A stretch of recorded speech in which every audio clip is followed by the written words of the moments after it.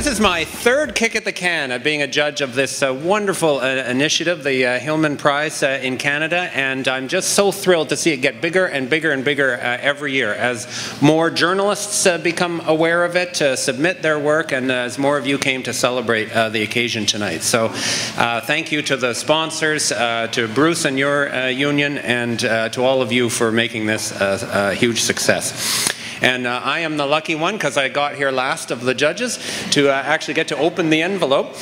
Now, it goes without saying that democracy is fundamental to our society, to our capacity as free citizens to make collective decisions about how we will work and live together. Now, on any given day of the week, our democracy has enough problems to overcome as it is. Things like our flawed first-past-the-post system, things like the power of money in election campaigns and over our political culture all the time. These are problems that always distort the process and lead to decisions that the people don't necessarily support. It's up to Canadians, of course, to keep debating those problems and trying to fix them. Like Churchill said, democracy is the worst system except for all the alternatives. Recently, however, layered on top of these long-standing flaws or challenges, if you like, in our democracy, we have seen in Canada the emergence of a relatively new phenomenon in our political culture. The emergence of an incredibly cynical but sadly effective kind of machine politics. A politics that's rooted not in ideas, values, and choices, but that's rooted in databases, profiles, and wedges.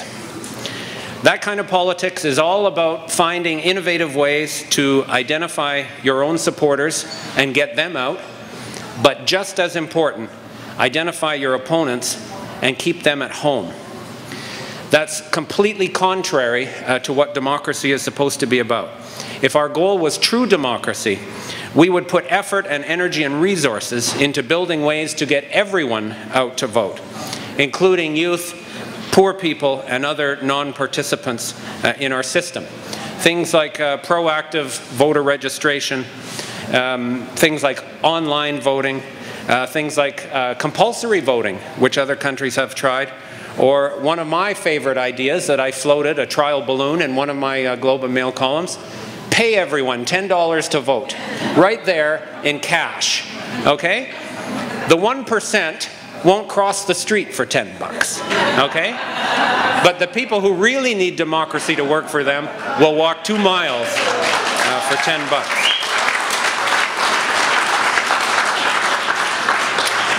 But this machine politics that we've seen in Canada in recent years is not interested in true democracy.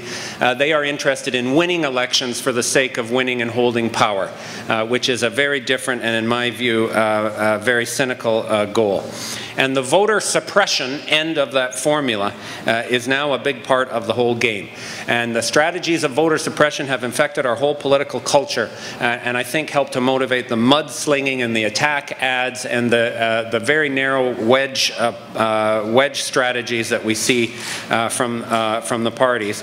And of course, the voter suppression strategy reached its depressing and nauseating pinnacle with the Robocalls debacle in the 2011 election.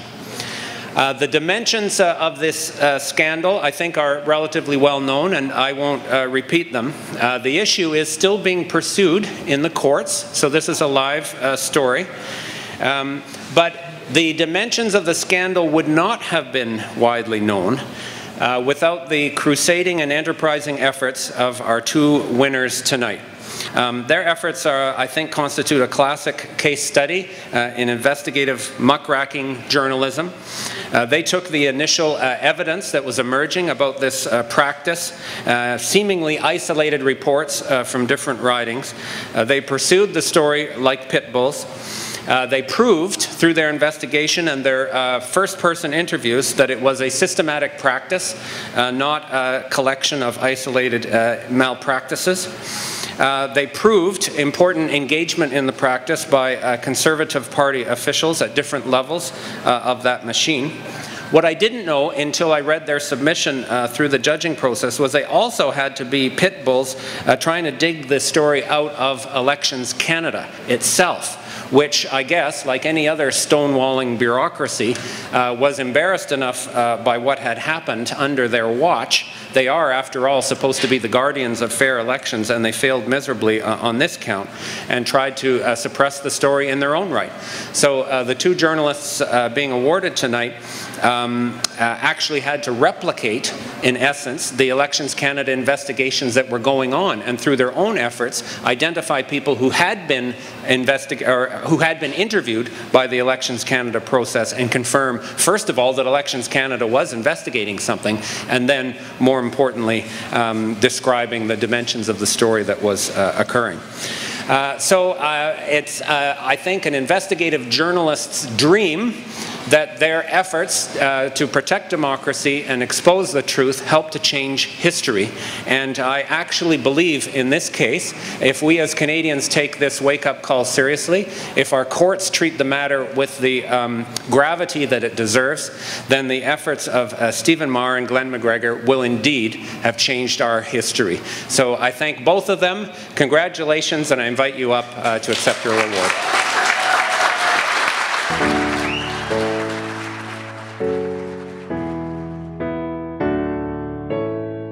Thank you, everybody. I want to start by saying that, look, I want to thank the judges and the foundation. I don't think the judges has an easy task. Pretty impressive work from Katie and Elise, and I think it's the kind of journalism that we need more of. Very impressive work.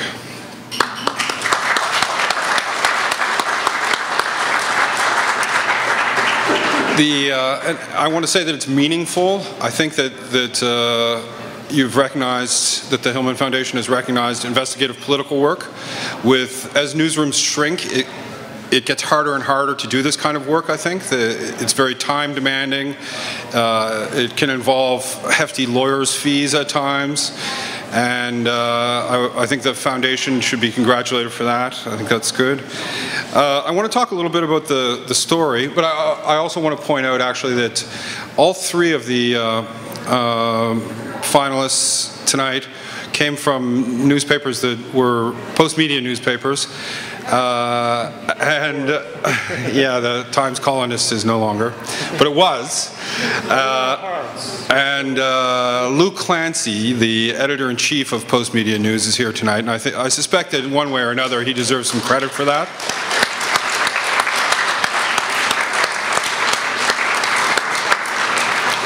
So I thought I'd talk a little bit about the story and how we got the story. On April 11th, 2011, a volunteer call center worker and Joe Volpe's campaign got a telephone call, and she picked up the phone, and the person on the other end of the line said, "Hi, I'm calling from Joe Volpe's campaign." And she looked around and said, that can't be right. Where are you calling from? And it was a telephone number on the call display from North Dakota. And CBC Dave Seglins did a story on this at the time, and there were similar reports in other ridings around Toronto and in Winnipeg, in Prince Edward Island, of these calls that were seemingly deceptive calls, often rude calls, seemingly designed to discourage people from going out and voting for a Liberal candidate. This kind of seized my attention. I kind of sort of stuck in my craw the idea that someone would be calling around trying to trick little old Italian ladies in Eglinton Lawrence into not voting. Glenn and I started working on this and putting together, calling around we hit the phones and started calling campaign managers and volunteers, candidates across the country, trying to sort of tabulate incidents of this kind of deceptive and fraudulent calls. Eventually, it became clear to us that the best example of a fraudulent telephone call campaign was in Guelph, Ontario, where thousands of people, we didn't know it then, but we eventually found out that thousands of people had received a robocall telling them to go to the wrong place to vote. So the first break that we had was finding out that Elections Canada was investigating this. The second break that we had was finding out that they, in the course of their investigation, they had linked the calls back to a company in Edmonton, a conservative robocall company called Rack9. And the third key thing that happened is Glen went through the call records and found out that there were 2 calls that day from campaign workers on the Guelph Conservative campaign to Rack9.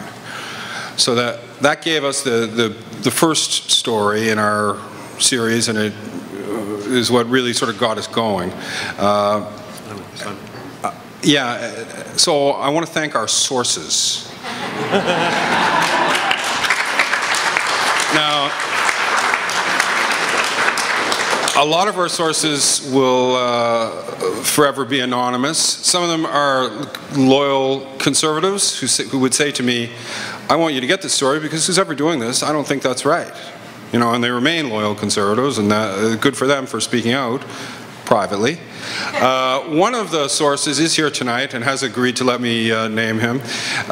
Gave us a key break early on when he learned a key fact about the investigation. Please give some applause to Simon Rowland, who's here tonight.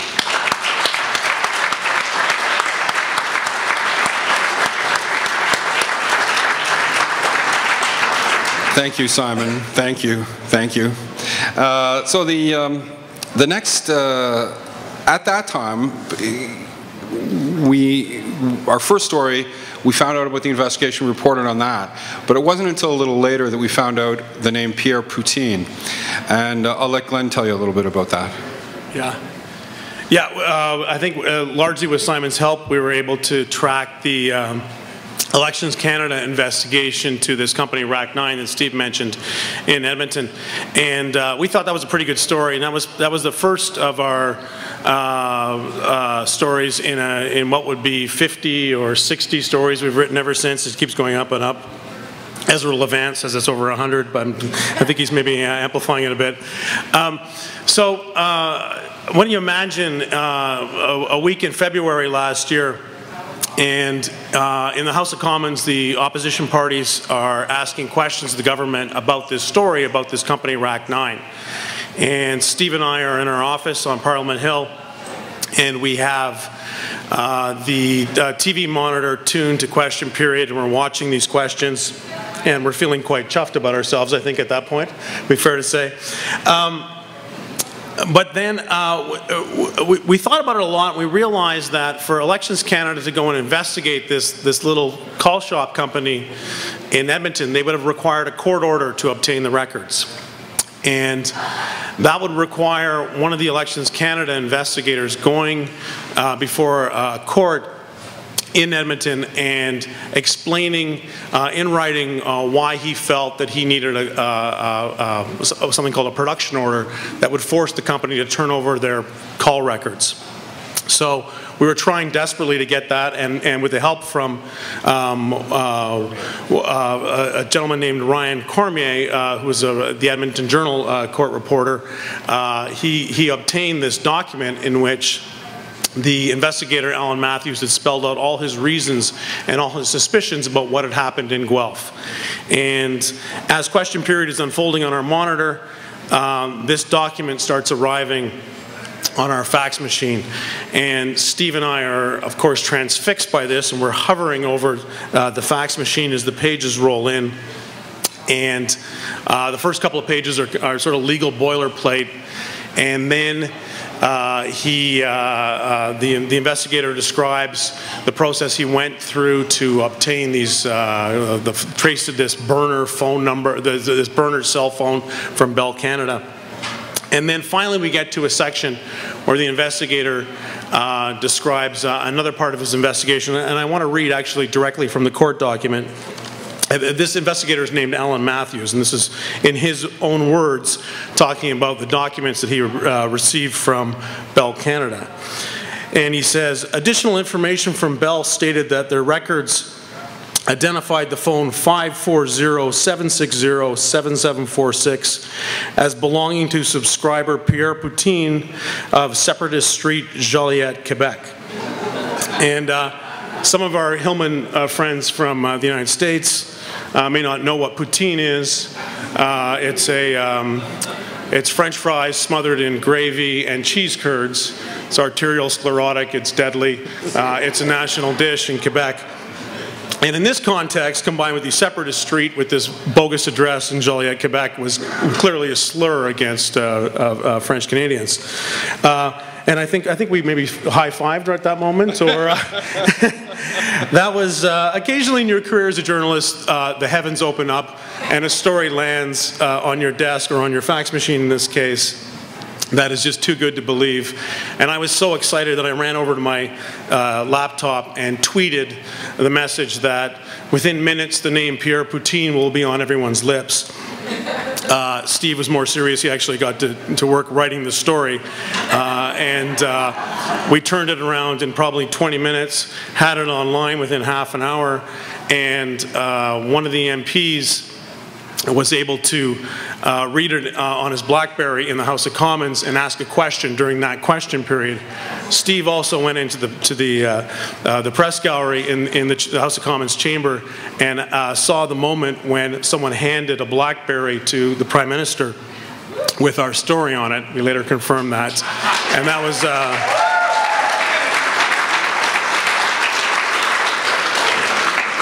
that was a pretty exciting moment for us. Now, a year later, we know a lot more about what happened in Guelph, Ontario in 2011. We know what happened, a lot more about what happened in more than 200 ridings across the country. Unfortunately, we still don't know who Pierre Poutine is, whether it's a he, a she, a group, although we feel we're getting close. Last week, Steve and I wrote a story about how Elections Canada had referred the case to federal prosecutors, which suggests that charges are probably going to be imminent in Guelph. Charges in the rest of the country, if they do occur, will be sometime